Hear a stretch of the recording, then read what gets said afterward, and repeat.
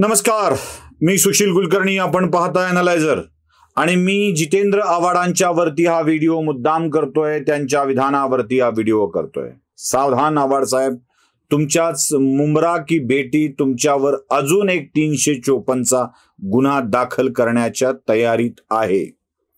मला आव्हाडांचं आश्चर्य असं वाटतं की ते कृती करतात तशा आणि त्यांच्यावरती गुन्हा दाखल झाला की मात्र डोळ्यात आसवं आणून वाईट वाटलं खूप, राजकारण या स्तराला जातं आहे अशा स्वरूपाची भाषा बोलून सहानुभूती मिळवण्याचा प्रयत्न करतात. मुंब्र्यातली एक मुलगी जिचं नाव फरहत शेख, जी मुंब्र्यातल्या विषयाकरता आंदोलना बसली आहे, तिनं आव्हाडांना जाहीरपणे सांगितलंय की मी आव्हाडांच्यावरती आता 354चा गुन्हा दाखल करणार आहे. हे तिच्याच तोंडून तुम्ही ऐका. जैसे कि पूरा मुंब्रा जानता है कि हॉस्पिटल को बचाने के लिए जो हमने चिंगारी लगाई थी वो आग की तरह पूरे मुंब्रा में फैल चुकी है और ये आग शायद इनकी जो धुएं से ना कुछ लोग हैं और यहाँ के स्पेशली यहाँ के जो जितेंद्र आव्हाड जो एमएलए हैं उनको ज्यादा असर पड़ा लग रहा है, क्योंकि वो इतनी बौखलाई हुई और इतनी बेसलेस बातें कर रहे हैं. क्योंकि उन्होंने जिस तरीके से बात की है वो नाकाबिले बर्दाश्त है. उनको ये बात बोलने से पहले सोचना चाहिए था. उनको ऑलरेडी उनके ऊपर 3 एफआईआर हो चुके हैं. उनकी ये बात सोचना चाहिए था कि अगर एक और एफआईआर मैं कर दूं उनके ऊपर, वही 354, जिससे आपके दिल को ठेस पहुंचती है, तो फिर आपका क्या हाल हो जाएगा. ये आपको सोचना चाहिए था कि 3 एफआईआर हो चुकी है, तो मेरे मुंह से ऐसी कोई लफ्ज ना निकले जो आपको आगे जाके मुश्किल दे. तो उन्होंने तो वैसी हरकत कर दी और उन्होंने भरी सभा में जिस तरीके से उन्होंने जो आलोचना की है और जिस तरीके से उन्होंने बेइज्जती की है, उन्होंने जो शब्द इस्तेमाल किए हैं वो नाकाबिले बर्दाश्त है. इसके लिए मैं लीगल एक्शन लेने वाली हूँ और मैंने अपनी कार्रवाई भी चालू कर चुकी हूँ इसके ऊपर. ऐकलत? म्हणजे ही मुलगी स्पष्टपणे आव्हाडांना सांगते की तुमची विधानं मला आवडलेली नाही आहेत आणि त्यावरती मी गुन्हा दाखल करणार आहे. फरहतचा विषय आपण जरासा वेळ घेऊन समजून बघूया. त्याच्या आधी आव्हाडांच्या कृती कशा असतात बघा. आव्हाडांच्यावरती एका महिला कार्यकर्तीला धक्का मारल्याबद्दल 354चा गुन्हा दाखल झाला. आव्हाडांच्यावरती जेव्हा 354चे ऑलरेडी 2 गुन्हे आहेत, जेव्हा दाखल होतात तेव्हा आव्हाड हे भयंकर वाईट आहे अशा स्वरूपाची भाषा बोलत असतात. पण जेव्हा आव्हाड कृती करतात तेव्हा काय होतं याचा विचार कोणीच करत नाही. तुम्हाला आठवत असेल, माझ्या मुलीवरती हल्ला झाला, हल्ला करण्याचा कट रचण्यात आला, माझ्या पत्नीचा जीव धोक्यात आहे म्हणून आव्हाड विधिमंडळामध्ये काय बोलत होते. म्हणजे आव्हाडांचं फक्त विधिमंडळातलं भाषण ऐकलं की असं वाटतं की काय अन्याय होतोय महाराष्ट्रामध्ये एका माणसावरती, त्याचं जगणं अवघड झालंय अशा स्वरूपाची भाषा त्या आव्हाडांच्या एकूण बोलण्यामध्ये होती की महाराष्ट्रातल्या माणसाचं हृदय पिळवटून निघावं. पण हेच आव्हाड कुठल्या स्वरूपामध्ये व्यक्त होतात हे बघायचं असेल ना, तर आव्हाडांचं हे ट्विट बघा. शीतल म्हात्रेंच्या ट्विटला रिट्विट करत आव्हाड ही भाषा बोलतायत. शीतल म्हात्रेंनी ट्विट काय केलं होतं? चाकरी पवारांची, भाकरी मातोश्रीची, वा वा भाईजान अशा स्वरूपातलं हे ट्विट होतं. बरं, यात आव्हाडांना का लागावं? म्हणजे मला पहिला प्रश्न असा पडतो की मुळात हे बोलल्या गेलंय संजय राऊतांच्या विषयी. आव्हाड राष्ट्रवादी काँग्रेसचे. आता भाईजान हा शब्द आव्हाडांना खटकला की काय माहित नाही. म्हणजे त्यात भाईजान म्हटल्यामुळं आणि आव्हाडांना मुंब्र्यातलं असल्यामुळं भाईजान हा शब्द आपल्यासाठी आहे की काय वाटलं माहित नाही. आव्हाड तसं समजतात, त्यामुळं कदाचित तो भाईजान शब्द आव्हाडांनी स्वतःसाठी घेतला असेल. आव्हाडांनी त्या रिट्विट करत एक शब्द वापरला शीतल म्हात्रेंच्यासाठी. तो शब्द होता घरचा तुपाशी, घरचा उपाशी, बाहेरचा तुपाशी.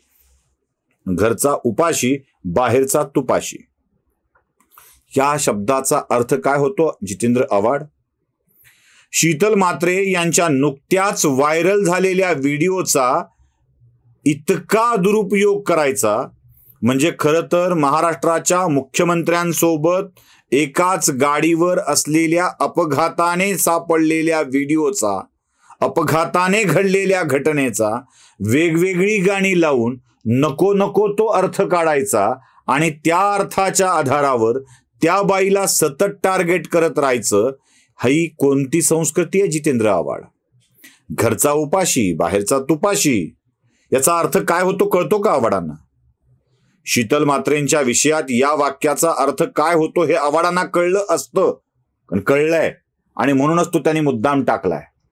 एखाद्या बाईच्या भावनाशी अशा स्वरूपात खेळण्याचा अधिकार जितेंद्र आव्हाडांना कोण दिला हाच खरा प्रश्न आहे. म्हणजे आव्हाड असं काहीतरी अगोचरपणा करतात, लोक त्यांच्यावर व्यक्त होतात आणि आव्हाड सातत्यानं मग आपल्यावर अन्याय अशी छाती पिटत राहतात. खरं तर या सगळ्या प्रकारामध्ये आव्हाडांच्या हे लक्षात यायला हवं होतं की आपणच विधानसभेमध्ये मुलीवरच्या पत्नीवरच्या अन्यायाविषयी छाती पिटून बोललेलो आहोत. या ट्विटवरच्या 1-2 प्रतिक्रिया देखील मला दाखवायच्यात. एक प्रतिक्रिया बघा कशी आहे ती, म्हणजे काय लोकांची मानसिकता असते लक्षात येतं. घरमालकाने सत्यनारायण घातला आणि मजा मात्र भाडेकरूंनी केली, या अर्थाची भाषा ट्विट बघताय तुम्ही. ते एक महिला सैनिक आहे आणि या महिला सैनिकांनी, नाव झाकतोय मी मुद्दाम कारण महिलांचे कुठल्या अशा स्वरूपात उपेक्षा होऊ नये अशी माझी अपेक्षा आहे. एक महिला सैनिक आहे आणि ही महिला सैनिक अशा स्वरूपाची मजा या ट्विटवरती घेतेय. हे किती घृणास्पद आहे, हे किती वाईट आहे याचा अंदाज येतो आपल्याला. आणि मग आव्हाड माझ्यावर 354, माझ्यावर 354, माझ्यावर 354 अशा स्वरूपात लावतात. अहो, मुंबऱ्यामध्ये एक मुस्लिम मुलगी आंदोलनाला बसली आहे, तिथल्या हॉस्पिटलसाठी आंदोलनाला बसली आहे. तिला आव्हाड काय म्हणतात? जिन्ना की पोती. जिन्ना कोण होते माहित आहे? ती पोरगी कोणती आहे माहित आहे? त्याच पोरीने अक्षरशः वाभाडे काढलेत. बिर्याणी खाते उपोषणाला बसून, या स्वरूपाची भाषा आव्हाड बोलतात आणि तिचंही चरित्रहनन करण्याचा प्रयत्न करतात. हे तिच्या मुखातून तीच सांगते. ऐका. हम 7 दिन से, आज का 7वां दिन है, उसके बावजूद भी आप बोलते हो कि मैं रात में घर पर जाती हूँ, बिरयानी खाती हूँ. और जिन्ना की पोती बोलने पर उन्होंने मुझे मेरी नेशनैलिटी पे चैलेंज किया. जिन्ना जो थे वो ऑल इंडिया मुस्लिम लीग से थे और मैं जो हूँ वो इंडियन यूनियन मुस्लिम लीग से. मैं ये बात क्लियर करना चाहती हूँ. लेकिन अब मुझे इनकी डिग्री पे डाउट होता है, जो अपने आप को ये डॉक्टर बोलते फिरते हैं, अपने आप को बोलते हैं कि डॉक्टर जितेंद्र आव्हाड. अरे आप कैसे डॉक्टर हो कि आपको अपनी देश की हिस्ट्री नहीं मालूम है? ऐकलं.